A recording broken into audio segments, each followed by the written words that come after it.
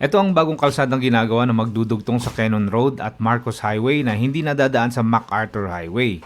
Visible naman ito sa Google Maps at kaya nyo rin makita. Sa unang akyatan pa lang ay tamang nervyos na ako mula Cannon Road dahil napakatarik ang akyatan na single lane pero sementado naman. Pero bago pa man ako umakyat ay nasabihan na ako ng isang lokal na nasira daw ang bagong ginagawang kalsada sa may taas. Bahagi nga ito ng ilog kaya hindi ko rin daw matatagos hanggang sa kabilang dulo. Pero itutuloy ko pa rin hanggang sa may falls at maligo na rin doon.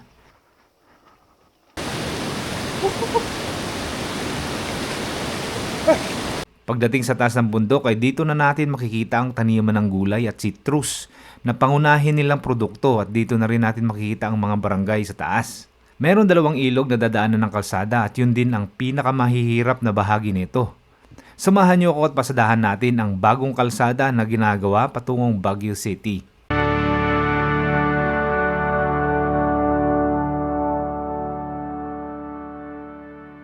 So bali ang plano ko dito ay uwian lang tayo dahil meron akong mga alaga sa bahay. So meron akong aso tsaka mga manok. Ibon din meron kaya hindi ko pwedeng hindi pa kainin yon. Itong cruise ko na to parang maganda ring pang ano to, no, pamalengke. Maganda to yung ano yan, yung pickup style cruise ko.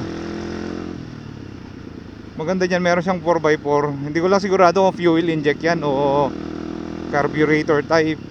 Anyway, ito na yung tulay na boundary ng Pangasinan at saka La Union. Kakaliwa na lang tayo dito. Bypass road to eh.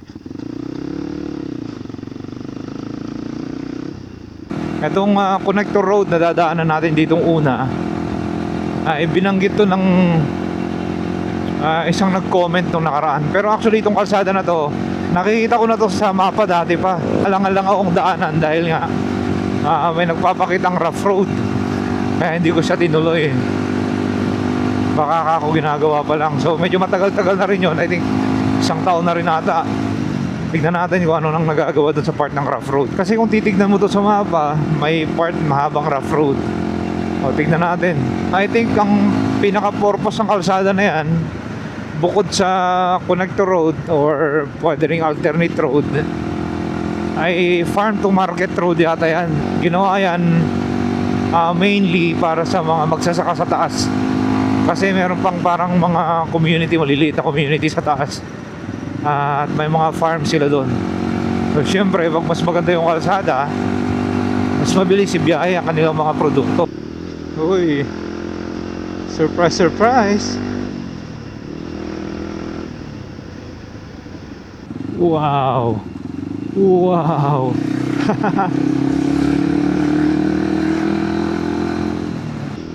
Nakakailang nga lang tong part na to, no? Basa kasi. Anyway, nandito naman ngayon yung Bridal Veil Falls. So sa taas pa tayo pupunta. Yun. Ay, paunti ng tubig niyan mga brother. Pag summer yan, wala kasi konting-konti na lang dumadaloy dyan. Ito guys, tayo kakaliwa. Yan, nakita nyo to.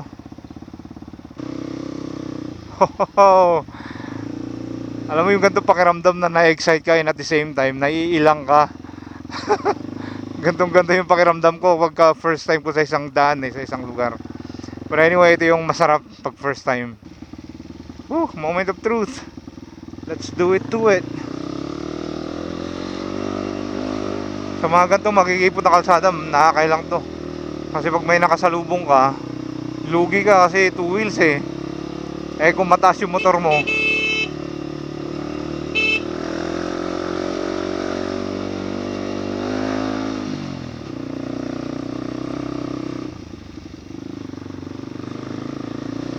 tarik nga.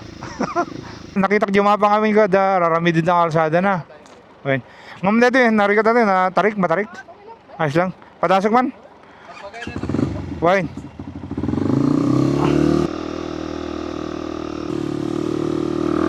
Sabi sa akin ni Kuya, putol na daw yung kalsada. Hindi na daw tinuloy dahil tutuloyan din naman yung part na naputol. Kaya hindi na daw nila tinambakan. So, sabi sa akin, kung aakyat ka dyan, babalik ka rin dito mamaya. Oo, tarik. Loko na. Itong bababaan natin mamaya. Good luck sa preno natin na ito.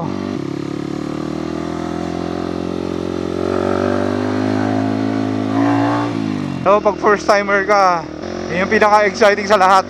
Hindi mo alam yung ine-expect mong dadaanan mo. Basta nakita mo lang sa mapa. Hindi katulad nung pinanood muna nila yung video, tapos sa kanila pupuntahan. Hindi kasi ganun yung style natin. Nakaka-intimidate kasi pag sa unang akyatan eh.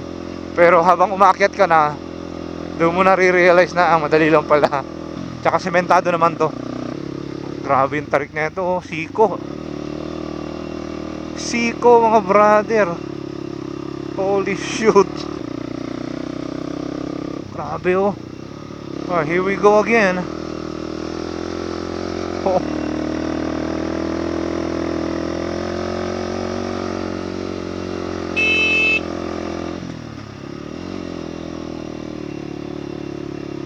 Holy moly. Pagbaba. Yun yung nakakaloko dito mamaya.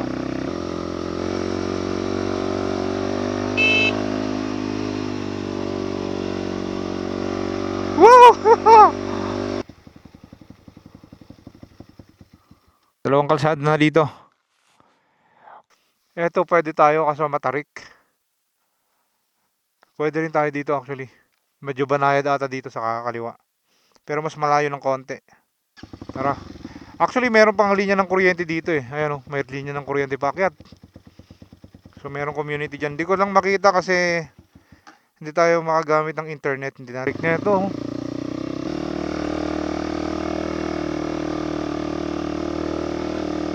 Buti na lang tuyo na to.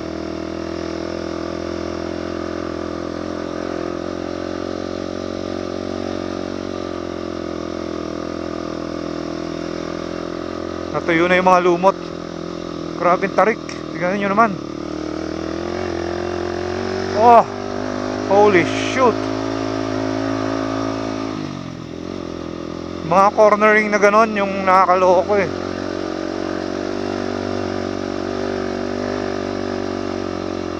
Oh, good luck. Grabe, may bahay pa dito. Kita nyo yung Rusco.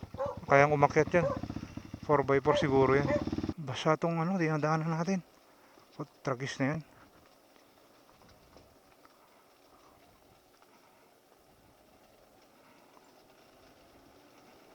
Tapos kanan na bangin.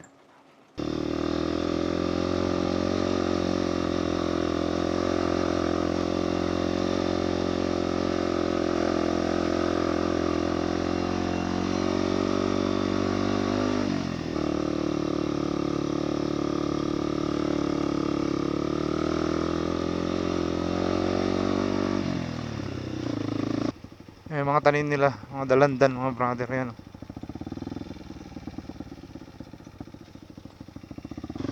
At I think medyo hayahay na dito. Gamit na gamit dito ang primera at saka segunda.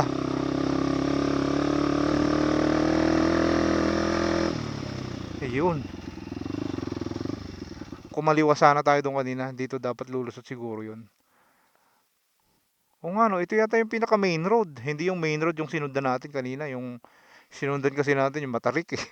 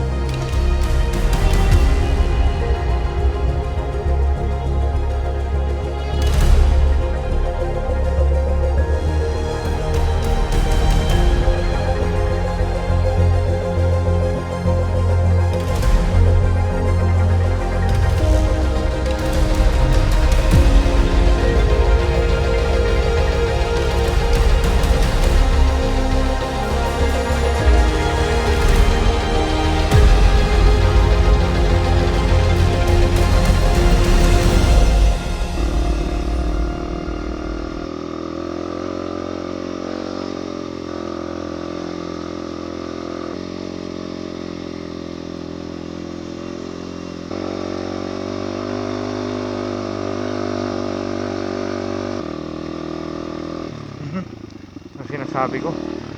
Pag-tres na yan. Yun ang nakakaloko mga brother, yung biglang may makakasalubong ka. Buti hindi likuan yan. Pag likuan yan, ako, mas marami ng bahay dito kumpara sa nadaanan natin dyan sa part ng kalsada. I think ito na yung pinakatuktok eh. Mga farmhouse. Sagmaman litro gasolina lang? 75. Duwa man nga nalabaga. Pag gasolina muna tayo mga brother. Before you go. Nagpagasolina tayo kanina sa Tarlac ng 2 litro, 200 pesos. Malakas na tong si Rusa kumain ng gasolina dahil nagpa-porting tayo kaya G nga to G Burayok manang isu di ararami din da dating kalsada mapan kumaji ko G Marcos Highway yan kinonfirm din ni ate, so tama, doon tayo pupunta mga brother, saktong sakto. Hindi naman ako napagod so far hanggang dito. Nakaka-nervous lang dahil yung dinaanan natin matatarik tapos makipot, palibasa baguhan lang tayo dito kaya hindi tayo sanay dun sa kalsada. Pero pagbaba natin mamaya doon tayo sa main road dadaan sa may mas malapad na kalsada. 10:56 pa lang ng umaga, 10:56 pero akala mo hapon na dito. Kita nyo gano'n kakulimlim yan. May tire path pa kita paano. Oops. Hoopsie. Yeah.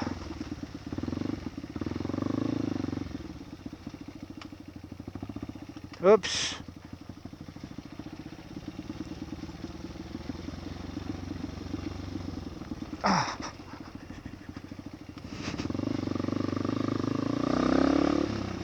So guys, ito na yung kadugtong niya.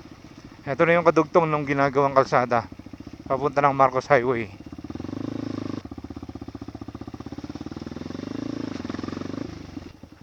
Ayun, nakita ko na yung falls. Oh, ang ganda. Kita ko na yung falls, boy. Ayun. Hi. Puro farm na to basically nakikita natin dito. Mga farm na lahat yan. Yun farm. Lahat napapalibutan na tayo ng farm. At halo-halo rin pero so far yung pinakamarami nakita ko dito yung citrus. Yan, puro citrus yan. So ba, dami yan. Tapos dito naman, sayote.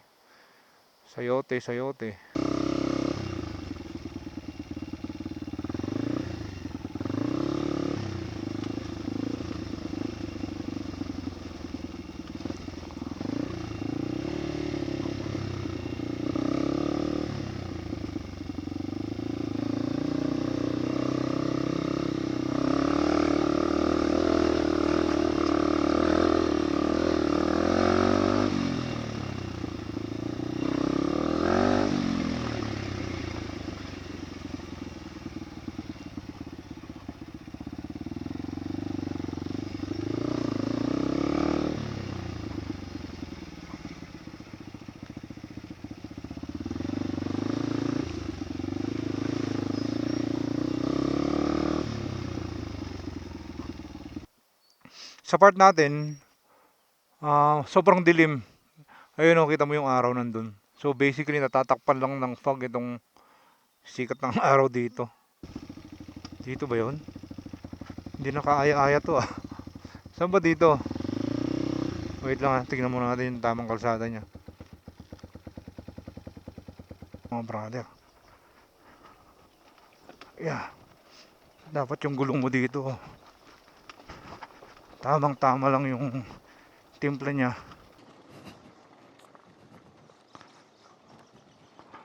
Yeah. Ay, mahirap din pala to. Pwede natin iwan yung motor dito, tapos bababa na lang tayo doon. So yung kalsada, iikot dyan sa likod ng bundok na to. Hay, tara. May kalsadang iba pala dito. Baka ito mas banayad ng konti. Ito pala dito, banayad oh. Ay, may dumadaan. At pala, binaba na lang natin yung motor. Tinignan kasi natin doon yung malalaking bato eh. Pagbaba. Ito, banayad lang.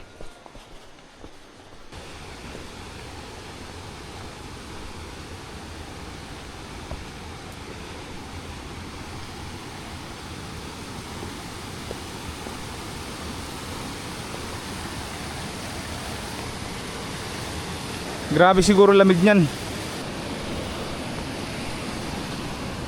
Ay, sos Maria Josep. Ang lamig nga. Tsaka yung bato na ito sobrang dulas. Kulay brown. Ayan o. Sobrang dulas.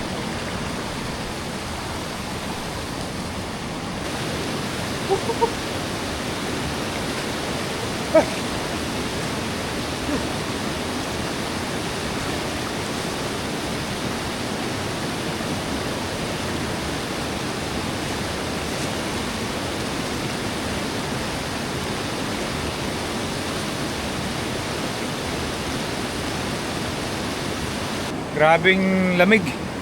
Alam mo may yelo. Nakailang lublub din ako. Nagpalipat tayo ng drone kaso nga lang di na natin nakita yung kadugtong ng kalsada sa kabilang bundok dahil ito na. Sobrang kapal ng fog. Pinatasan ko pa nga yung drone mga around 200 meters. Kaso nga lang talagang makapal tong fog na to. Nababalot na itong area na to. Unfortunately hindi natin maitutuloy ito dahil dito sa ilog na to at saka sa mga ibang parts daw na naanod nung bumagyo na part ng kalsada dun sa taas. Heto guys up close sa mga tanim nila ditong mga citrus.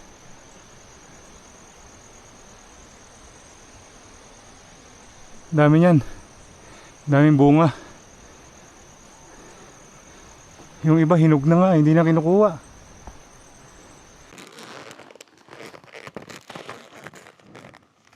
Sobrang ano pa rin dito, foggy. Sobrang foggy. So yeah, immediate plan natin, baba muna tayo sa Cannon Road and then tignan natin kung itutuloy natin dun sa kabilang side ng daan na to dun sa Marcos Highway naman. Tignan natin. Tara, let's!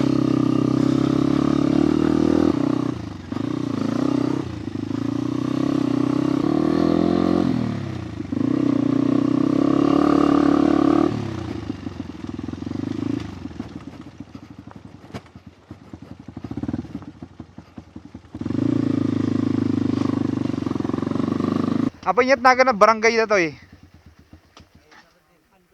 Andolor? Parte ti Tuba? Tuba Benguet, thank you. By the way guys, ang pangalan ng barangay na to ay Andolor. Andolor, Tuba, Benguet. Yan. Dito tayo dumaan kanina, sobrang tarik na ito. Dito tayo dumaan paakyat. O diba? Banayad na akyatan lang to. Shout out! Naka-scooter mga brother. Ganda natin. Uy, ano dito, may bulaklak na farm. Pero kaya-kaya ng scooter may angkas pa yan.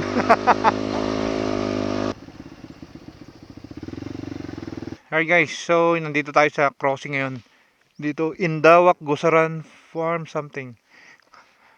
Ngayon, nung nakausap natin kanina, yung dalawang mga brother natin doon na naka-scooter, sabi sa akin, ito daw yung daan papunta sa malapit sa Arco sa Benguet, yung lagi nyo pinagpapicturan.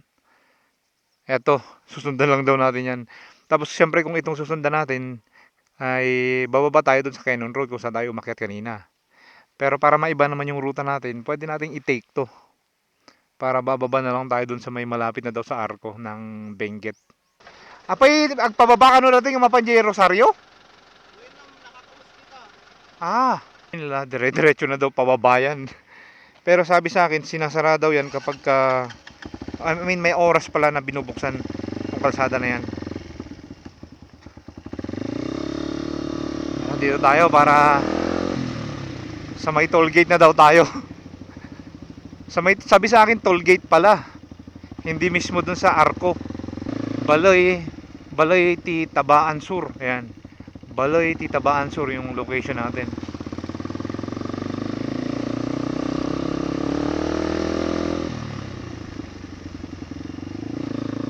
Ayan, kompleto rin pala dito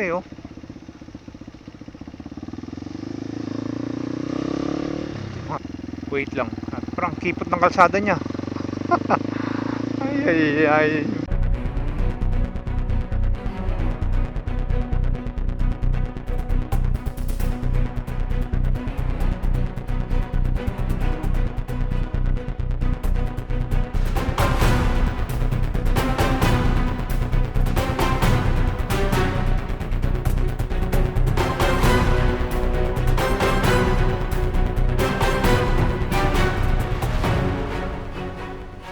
Alas 5 pa daw ng hapon, lilinisan yon. Pero maganda sanang ruta yan. First time ko lang naman din tong daanan. Itong pababa na to. Kaya let's go sa go. Ayan, kitang kita na natin ang Cannon Road. Finally, nandito na tayo sa baba. Grabe yan ha, pagbaba pa lang yan, adventure na. Pag-akyat at saka pagbaba, adventure. Alright, so immediate plan, dahil di naman na tayo natuloy dyan sa taas, para lumusot sa Marcos Highway, bumalik tayo dito sa Cannon Road. Ngayon pupunta tayo ng Pugo, La Union. Kaya tinuli natin yung kadugtong ng kalsada na to dito sa taas. Tingnan natin kung maabot natin yung sirang part ng kalsada, yun sa may ilog daw. Yan, malapit lang naman yung ano dito, Pugo.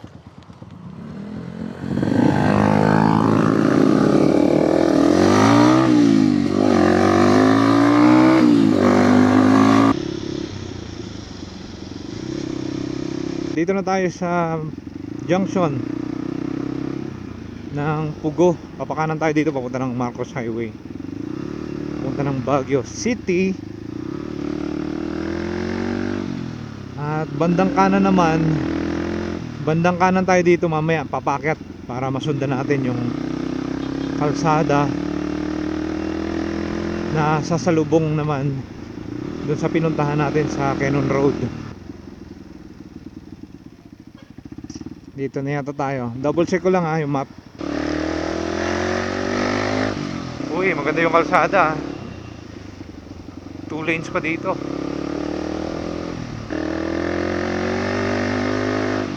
Lanes nga, lapad. Alam ko meron ang barabarangay dito sa taas eh. Kitang kita sa mapa.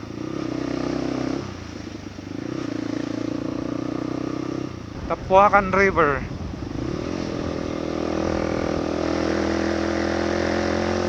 May pasyalan yata dito eh. Tapuacan River daw.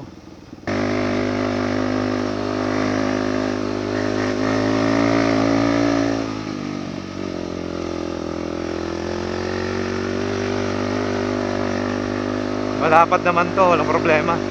Ayun lang.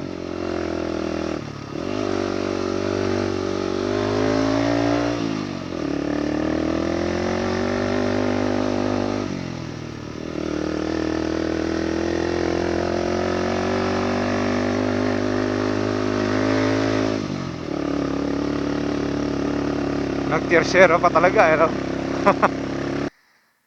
Naggapuak di kinurot tatay. Sinirip ko mo di bangir. Putang yari ko na.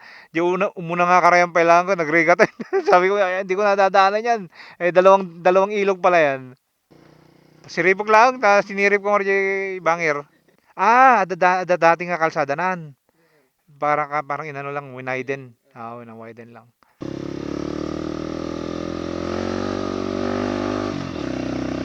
Segunda lang yan, sapat na.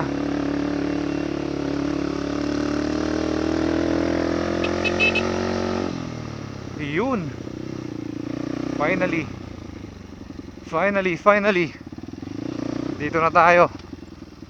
Kita niyo yung bagong hukay niya sa gilid ng bundok ko.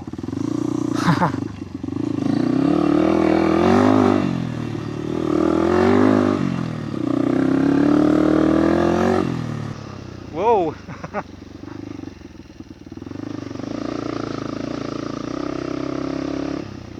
Tanong gaano kahirap to.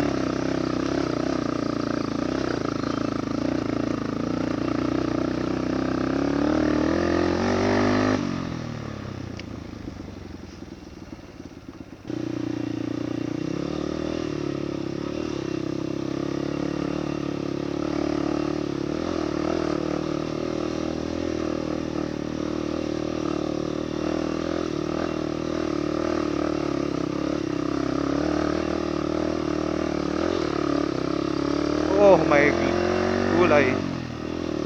Sabi sa akin ng lokal, yung sa baba kanina, meron na nga daw dating kalsada dito. Kumbaga pinapalapad lang nila, inaayos nila para siguro maging main road na rin.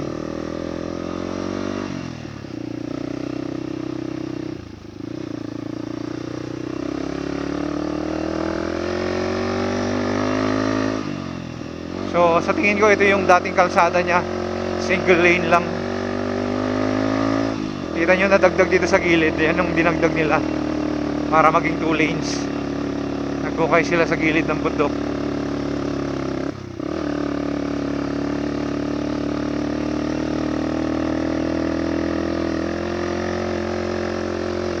Segunda lang, sapat na.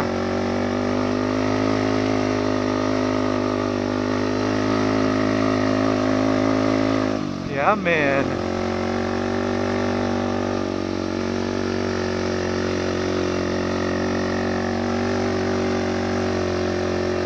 Uy.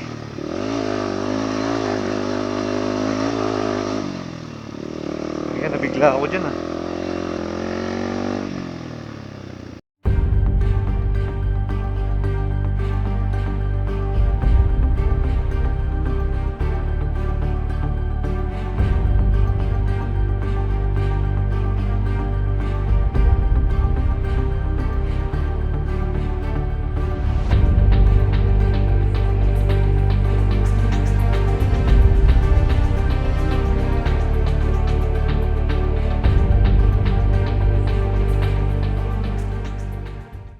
Nakita ko yung ano, yung dapat bababaan natin, yung hinuhukayan na yun.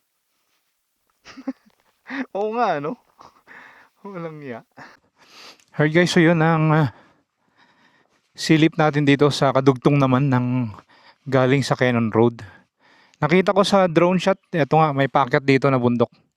So tama yung babaan na ito, kasi nga pababa na to, yun na yung ilog na sinasabing sira. Tapos paakyat ulit, papunta dun sa kabilang side naman ng bundok na yun, yun yung niliguan natin kanina. Or part ng pinasukan natin nga pala dyan ay Pugo, La Union. Anyway, dito ko natatapusin tong vlog mga brother. Maraming salamat ulit sa inyong pagsama sa akin dito sa adventure na to. Kung nagustuhan mo ang video na to, please like, share, and subscribe. Mike Solo Riding Adventure signing out.